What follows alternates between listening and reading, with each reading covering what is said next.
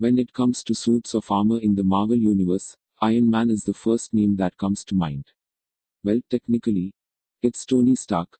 He is the brilliant mind who created Iron Man, after all. For a look at some of the best versions, here are 5 alternate armor that are more powerful than Stark's. Let's begin.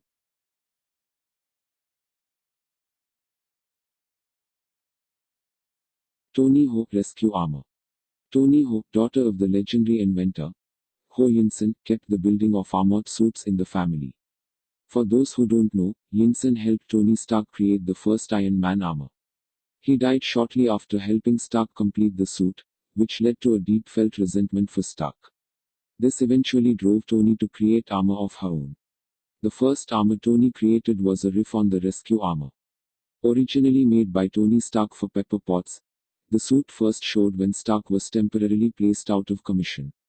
Tony Ho went on to create a duplicate suit that appeared identical to Stark's. However, slight differences could be noted. For instance, Tony Ho's armor added the ability to produce force fields, which could be used as tangible weapons.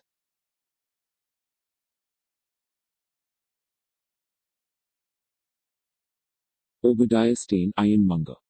The Ironmonger armor has been featured in various mediums before, the most famous being Iron Man 2008. In that film, Stane took the design of Stark's initial Iron Man armor and expanded upon it. The result turned out to be an imitation Hulkbuster which proved to have more raw power than any of Stark's armor at the time. However, the Ironmonger proved to be ineffective against the original armor. Once completed, Stark took the fight to Stane and ended the battle decisively. For Stane, it was much worse than just losing. To conceal the embarrassment of being arrested and humiliated, he took the coward's way out and ended his own life. He wound up using the repulsor ray in his suit to disintegrate his head, thus ending Ironmonger's run of terror.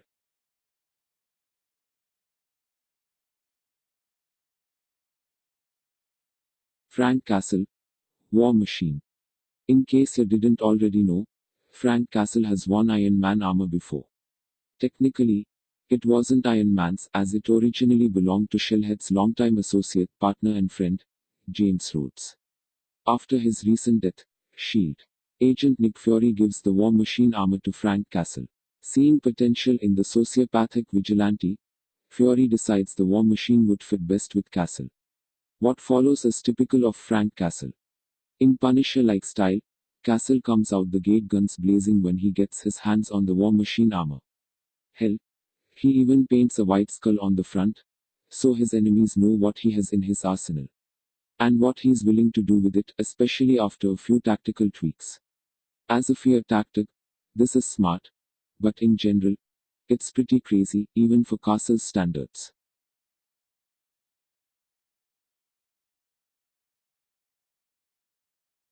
Boris Buliski, Titanium Armor.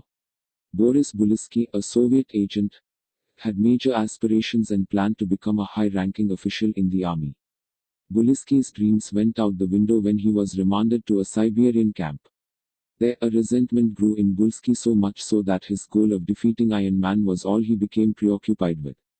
To meet those ends, Buliski used one of the scientists at the Siberian camp to create an armored suit of his own, a titanium one. The titanium armor was obviously made of the same alloy Stark used for his, but it was much larger in size because the Soviets had little access to micro components. The result gave the armor a bulky appearance and hindered mobility. This eventually led to Buliski's downfall when he first collided with Tony Stark, though the experience didn't deter Buliski from trying again.